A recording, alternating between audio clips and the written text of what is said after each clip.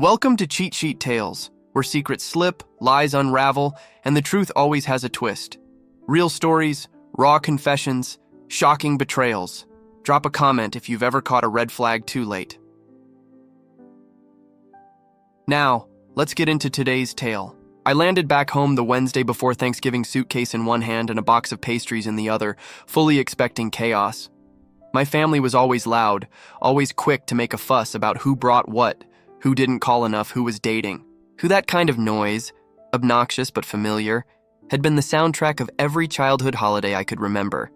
So when I walked through the front door and heard nothing but the faint hum of the TV, it didn't feel quiet. It felt wrong.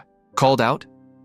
No answer. I walked past the entryway, past the kitchen where the oven was cold and the counters were bare, and found Grandpa sitting alone in his recliner, his old slippers barely hanging on his feet. He was watching some old Western. He didn't even look over when I dropped my suitcase. "Where is everyone?" I asked, already pulling out my phone to check for messages I might have missed. He didn't respond right away. Instead, he just pointed toward the dining table. I walked over slowly, already feeling my stomach twist into a knot on. The table was a half-folded note written on the back of an old grocery list, "Just your bonus for our vacation. He's your problem now. Happy Thanksgiving." I just stood there rereading it. My first reaction was laughter. Not the kind where you're amused, more like the kind that leaks out when you're so stunned your brain doesn't know where else to go. I kept waiting for a camera to pop out, a gotcha, or some prank gone way too far. But it never came, just Grandpa's voice, soft and worn. "Don't worry, kiddo.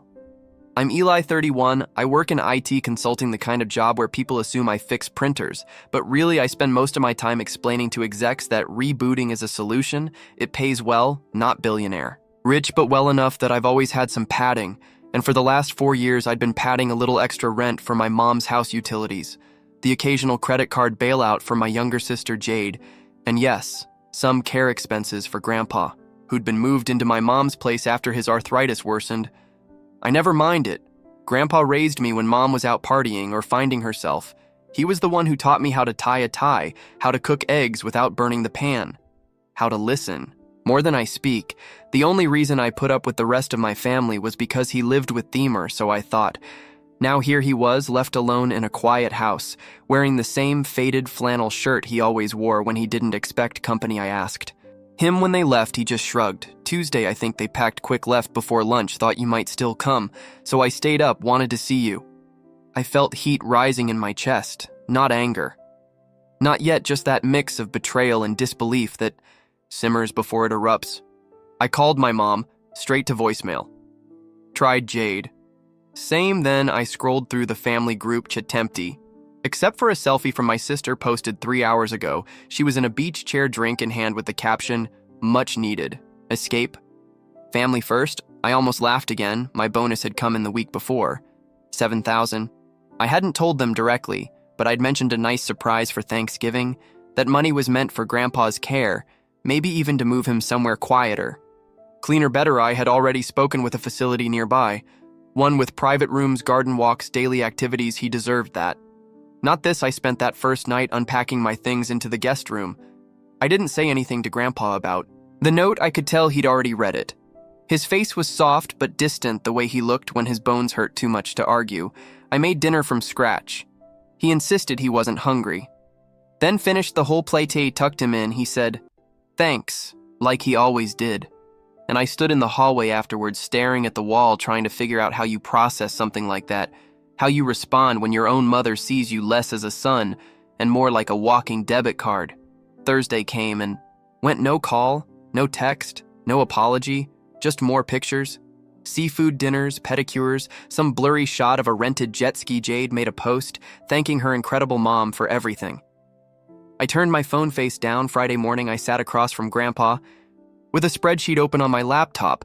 It was full of numbers, recurring payments, account authorizations, shared subscriptions, rent deposits. Over the years, they'd slowly crept in. My mom's mortgage had my name on the transfer. Jade's car lease was partially in my name. There were 3 phones on my family plan, only one of which was mine. It was one of those things that grew without me noticing. One favor, then another, just for a month, just until tax season. You know how it goes. Grandpa watched. Silently, as I reviewed the damage, he sipped his coffee and said, "About time." That afternoon, I made some calls. First to the phone carrier, then the bank, then the property manager. I wasn't loud, I wasn't angry. I just said I needed to make some adjustments. I'd been reviewing my finances. I explained needed to simplify. Things consolidate. The kind of language people expect from someone who sounds calm-y. Saturday morning, the group chat woke up first a message from Jade. "Hey, my phone isn't working weird. Can you check then, my mom?" "Eli, our power got shut off," I thought. "You were handling that, then a missed call, another 5 more. I ignored them all. Then came the email subject. Urgent Eli. "What's going on? We're in another country, and the credit cards aren't going through. Did you cancel something? Call me back ASAP." "This isn't funny." I didn't reply. I just closed the tab and turned to Grandpa, who was watching football with a little smirk on his face. "Think they've noticed yet?" he asked dryly. I smiled, but it didn't quite reach my eyes by the time Sunday rolled around. They had blown up my phone with over 40 calls. The voicemails got progressively more frantic, more accusatory. Mom went from, "Just call me," to, "I don't know what your problem is," to, "Be you. Stranded us." Jade chimed in with, "You're ruining everything," followed by, "We have Grandpa, don't forget that." Except they didn't. Not anymore. That was the moment something shifted inside me. Not just anger, not just betrayal. It was a quiet kind of clarity. I looked at Grandpa, who was humming along to some commercial and tapping his cane against the floor. And I realized, maybe for the first time, that I wasn't obligated to play the villain in a story they'd written. I wasn't their ATM. I wasn't their problem solver. I was their son, yes, their brother. But I wasn't their property. I picked up my phone, and right as I was about to send one final message, I heard tires screech outside. That's when everything changed. I froze for a moment, the phone still in my hand, Grandpa's light humming cutting through the sudden silence that followed the screech. Then came the frantic pounding on the front door. Not knocking, pounding. I stood, slow and deliberate, like my body was waiting for my mind to catch up. Grandpa didn't look away from the TV, but I saw his fingers tighten around the armrest. I stepped to the window, gently pulling the curtain back just enough to peek. There they were. My mom, hair disheveled, makeup smudged. Jade standing slightly behind her, arms crossed and fuming. Neither looked like someone returning from a relaxing vacation. They looked like someone who had run out of options. Mom banged on the door again, her voice muffled but shrill. "Eli, open the door right now." I didn't move, not yet. They'd clearly flown home early, first class no doubt, since they thought it was my treat. They probably expected to storm in, cry a little, guilt trip a lot, and patch things up just long enough to get the utilities turned back on and the credit cards unblocked. I could already picture it. Mom hugging me too tight, saying, "We're family." Like that erases everything, him calling me dramatic with a smirk, maybe even Grandpa getting dragged into it as their bargaining chip. But this time, I wasn't handing them the script. I turned back to Grandpa. "You want to go for a walk?" He looked up at me, surprised, then nodded once. "Sounds good." I helped him up, grabbed both our jackets, and led him toward the back door instead. It opened into the yard, which curved around to the street. From there, we could reach my car, parked just a few houses down. They hadn't seen it when they arrived. Small favors. As we stepped outside, the cold bit my face, but it felt grounding. Real. My jacket was barely zipped when I heard the doorbell ring again. Then another hard slam. Grandpa chuckled under his breath. Bet they're not used to waiting. We made it to the car in silence, and I carefully helped him into the passenger seat. I drove slowly, looping around the block instead of passing the house directly. When we were a few streets over, I pulled into a quiet little park with a bench and turned off the engine. "Needed some air," I said.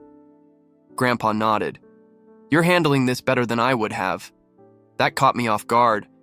I looked over. "Really? Really?" He let out a sigh that came from somewhere deep. "You know your mom, she's always had a way of making people feel like they owe her. Your sister picked that up too." "Me, I stayed quiet for too long. Thought I was protecting you by letting her run the house how she wanted. He looked straight ahead, eyes a little glassy. But this, leaving me behind like an old suitcase, that's a new low. The words hung in the car like smoke. I didn't try to comfort him. He didn't need that. He needed someone to see it. And I did. All of it. I broke the silence first. They don't know about the new place. He turned toward me. I signed the lease last month. 2-bedroom condo, elevator access, lots of light, quiet neighborhood. I was going to tell you over dinner, on Thursday. Thought we'd talk about it, maybe go see it together Friday. But then, I didn't need to finish. He just reached over, patted my shoulder once and said, "Let's go home, kid." When we pulled back into the neighborhood an hour later, the driveway was empty. They were gone. No note this time. Just silence. Kept Grandpa in the car while I walked through the house. Nothing seemed touched, aside from the front door being left slightly ajar. I closed it behind me and started gathering what few things of his they hadn't pawned off or boxed up badly. Few photos, some worn sweaters, a framed certificate from the community center. That's all he had here now. I packed quietly, methodically. Every folded sweater was another layer of distance between me and the role I'd played in this house for too long. Provider. Apologist. Peacemaker. By the time the sun started to dip, I had Grandpa settled in the new condo. It wasn't flashy, but it was his, ours, a recliner already set up in the living room, the kitchen stocked, his medications labeled and shelved. There was even a small potted plant by the window, one I'd picked up months ago and kept alive with the thought that one day he'd sit beside it and read his old cowboy novels again. We ate takeout that night. Sitting on the couch while the TV played low, he didn't say much, just looked around the place like it wasn't real. Like at any moment someone would yank it away, but they wouldn't. Not this time. Then my phone buzzed again. A text from Mom. "You're being immature. Your grandfather is our responsibility. You can't just take him and ghost us. Call me." Then another from Jade. "What did you do? The landlord says we're 2 months behind. I thought you paid that. This isn't funny anymore." I set the phone down on the coffee table. Grandpa looked over. "Still begging?" "Something like that," I muttered. He smiled, slow and real. Guess they finally realized what they lost. I leaned back into the couch, exhaled deeply, and let that silence sink in. It was peaceful, for once. But the storm was only just beginning, because they still hadn't seen the envelope I left behind, sitting neatly on the table next to that crumpled note. It was Sunday night when I got the call from the building's property manager. I didn't recognize the number at first, but I picked up anyway, half expecting it to be another attempt by Mom, using someone else's phone. Instead, it was Mr. Kessler, polite, reserved, and clearly confused. He'd always been courteous with me, mostly because I was the only one who ever responded to his emails about late payments or maintenance requests. He knew who the real tenant was, no matter whose name was on the lease. "Mr. Mitchell," you began cautiously, "I just wanted to check in. Your mother and sister came by today. They were under the impression that they still had access to the unit." I rubbed my eyes. "Did they cause a scene?"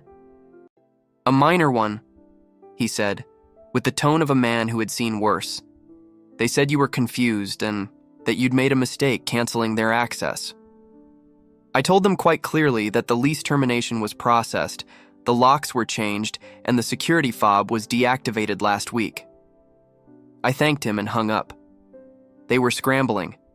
They'd landed back in reality and found nothing waiting for them. No home, no power, no money, and now no sympathy. I knew how they operated. They weren't just furious, they were embarrassed.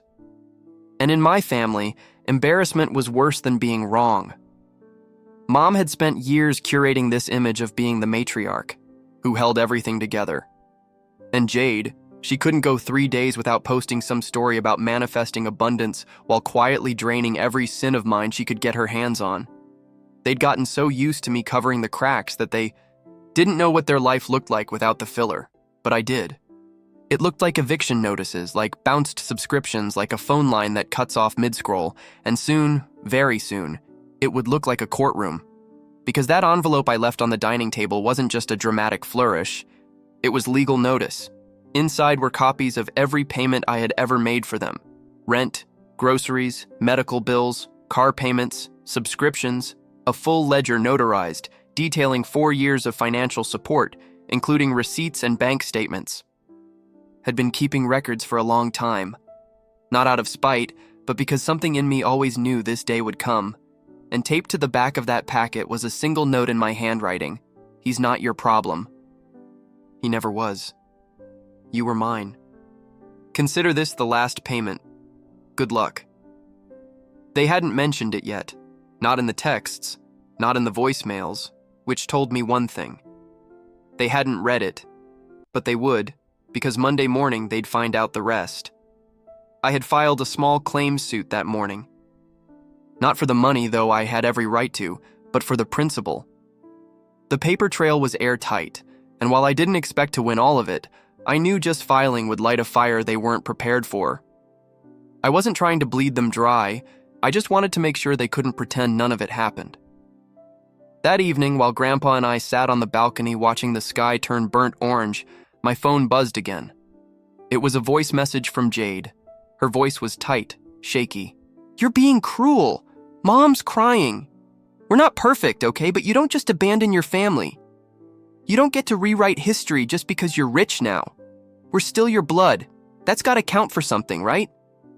I stared at the screen for a long time after it ended. They always pulled that card when everything else failed. Family, as if DNA was a coupon for unlimited forgiveness, as if their betrayal was a misunderstanding, as if leaving Grandpa behind like a used coat hadn't ripped a hole in me. I hadn't even begun to process yet. I didn't respond. Instead, I turned to Grandpa, who had dozed off with his book resting on his chest. The pages fluttered a little in the breeze. He looked peaceful in a way I hadn't seen in years, like the tension had finally left his body, like he didn't have to brace for the next insult or guilt trip. That's when I realized something. They had always believed they could shame me into silence. But now I had nothing left to lose, and that's when I made the final move. When I had been debating for weeks, I opened my banking app and canceled the automatic college fund transfers I had set up for Jade's kid.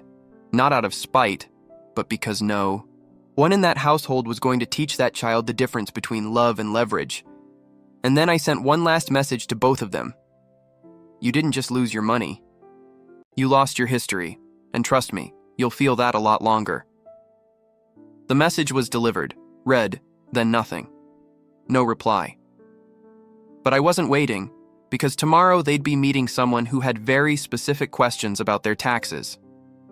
I didn't sleep much that night. Even though everything was technically settled, the house packed up, the payments canceled, Grandpa safe, my mind kept turning over the same questions. How long had they planned? Was it impulsive, or had they been counting on my silence all along? And maybe the hardest one, why had I let it go on for so long? I sat at the small kitchen table in the new condo, the one with a view of the courtyard garden, sipping lukewarm tea and watching the stars fade into the pale blue of morning. I heard Grandpa stirring in the other room. He always woke early, said sleeping in was a luxury for people who hadn't lived through ration stamps. When he shuffled into the kitchen, he didn't say much at first, just nodded at me, pulled out his chair, and settled in like this was any other morning. But after a few sips of coffee, he finally asked, "You good, kid?" I nodded. "Yeah? You sure?" I paused. "I will be." That seemed to satisfy him. He leaned back, creaking slightly in the chair, and gave me a long look, one that saw past everything I hadn't said aloud. Then he chuckled and said, "Well, better late than never." We both laughed a little, and for the first time in a long while, it wasn't bitter. Later that morning, while Grandpa was watching one of his old game shows, I got a call from a blocked number. I let it ring out, then a second one, then a voicemail popped up. I played it out of pure curiosity. It was, "Mom, Eli, I don't know what you want from me. We're not monsters. We were trying to give you space. Maybe we didn't do it the way you wanted. but we're family. You don't get to throw us away like garbage. You'll regret this one day when we're gone and you're left with nothing but your money and your pride." I listened to the whole message, then deleted it without saving. I didn't need it. I already had everything I needed. She still hadn't mentioned the envelope, but I knew she read it because by Tuesday the email started. First one from her. "Please reconsider the lawsuit. This isn't fair. We're not thieves." Then one from Jade. "Grandpa always said we should stick together. I guess you forgot that." And finally a joint one from both of them, probably written with a thesaurus open. "This is a misunderstanding that's been blown out of proportion. Legal action is unnecessary and cruel. We should talk this out like adults. Please withdraw the case so we can heal as a family." That last one made me laugh. They wanted to talk like adults. Now, after 4 years of treating me like a walking wallet after bailing on their own father to sip cocktails on a beach I paid for. Healing doesn't begin with lies. And it certainly doesn't begin with pretending you never left a man with arthritis and mobility issues sitting in a silent house on a holiday while you flaunted a gratitude getaway to your Instagram followers. So I replied, "Healing starts with accountability. You left him, you used me, and now you're upset I won't let you do it again." I didn't hear from them again after that. 2 months passed. The case never made it to court. The lawyer I hired sent over the documentation, and the threat of discovery alone was enough for them to offer a settlement, not because they were sorry, but because they didn't want their friends, neighbors, or employers finding out how deep the betrayal ran. They paid a fraction of what they owed. I didn't care. It was never about the money. It was about drawing the line. They signed the agreement, and with that, the door officially closed. I had it notarized, scanned, filed, and deleted their contact information for good, not out of malice, out of necessity. When people show you what they are, it's not your job to repaint them. Life with Grandpa settled into a rhythm after that. Mornings were spent on the balcony with coffee and newspapers. Afternoons, he'd sit with his crosswords or watch old shows while I worked from my home office. We cooked dinner together most nights. He had this bizarre habit of adding mustard to everything, and I learned not to question it. Sometimes when the sun was setting, he'd tell me stories I'd never heard before. About his time in the Navy, about my grandma, about how when Mom was a teenager, she used to sneak out to meet some boy who drove a rusted truck and played guitar badly. One night, as we washed dishes, he looked at me and said, "You know, I always thought I'd end up in some nursing home, forgotten. Didn't expect to live somewhere like this. Didn't expect you to be the one who got me out." I smiled. "Didn't expect to be the one who had to." He chuckled. "That's family for you." But then he got quiet, serious. "You did the right thing, Eli. You gave more than anyone ever asked you to, and you finally stopped when it was killing you. That takes guts." I didn't say anything right away. I just kept drying the plates. But deep down, something in me felt lighter, like the silence had finally turned from punishment into peace. By spring, we were thriving. Grandpa had a routine, a new doctor he actually liked, and a community center nearby where he played cards with other retirees twice a week. I'd catch him smiling when he didn't think I was looking, a smile that wasn't for show, one that came from comfort, from finally feeling safe. As for me, I'd started therapy, started saying no more often, started living like my life wasn't up for auction to the highest emotional bidder. Eventually, I stopped checking my old inbox, the one tied to the family group chat. I figured if they needed to contact me, they knew how, but they didn't. And I was fine with that, because healing doesn't always look like reconciliation. Sometimes it looks like boundaries. Sometimes it looks like finally choosing yourself. And sometimes it looks like sitting on a balcony with the only family member who never asked you to prove your worth, watching the sun set over a quiet courtyard, knowing that you don't owe anyone a thing but the peace you fought for. Grandpa nudged me one evening, holding up a glass of ginger ale. "To cutting the cord," he said with a smirk. I raised mine. "To never plugging it back in." And we clinked glasses.